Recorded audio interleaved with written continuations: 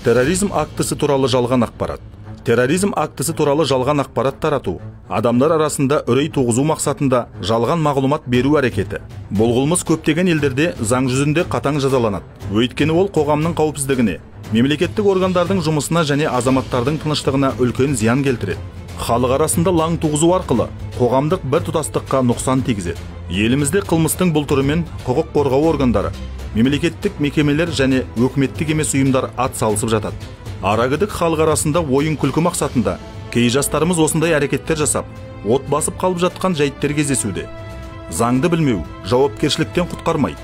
Қазақстан Республикасының қылмыстық кодексінде мұндай әрекет үшін қомақты айыппұл немесе бірнеше жылға бас бостандығынан айыру жазасы қарастырылған. Ескерту.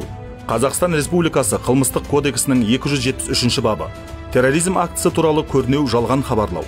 Дайындалып жатқан терроризм актісі туралы көрнеу жалған хабарлау 5000 айлық есептік көрсеткіш мөлшерінде айыппұл салуға, не сол мөлшерде түзеу жұмыстарына, не 5 жылға дейін мерзімде бас бостандығын шектеуге, не сол мерзімге бас бостандығынан айыруға жазаланады.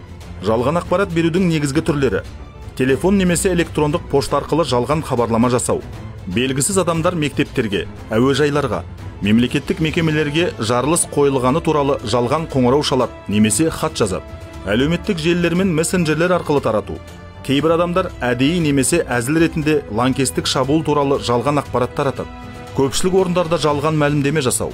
Қоғамдық көлікте, сауда орталығында немесе басқа да адам көп жиналатын жерлерде жарылыс болады деп айқайлау. Мұндай әрекеттің салдары құқық қорғау органдарын бекер әуре сарсаңға салу. Полицейлер, құтқарушылар мен арнайы қызметтер жалған хабарламаны тексеруге уақыт жұмсайды. Ал бұл уақытта нақты қауіп-қатерге қарсы әрекет ету мүмкіндігі азаяды. Қоғамда үрей мен дүрбелең тудыру. Адамдар арасында қорқыныш пен сенімсіздік пайда болады. Бұл қоғамның тұрақтылығына кері әсер етеді. Экономикалық шығындар. Жалған ақпараттың салдарынан кәсіпорындар, мектептер, сауда орталықтары уақытша жабылады. Терроризм актісі туралы жалған ақпарат беру қоғамға зиян тигізетін және заңмен қудаланатын қылмыс. Әрбір азамат мұндай әрекеттердің салдарын түсініп, қоғам қауіпсіздігін қамтамасыз етуге атсалысуы керек.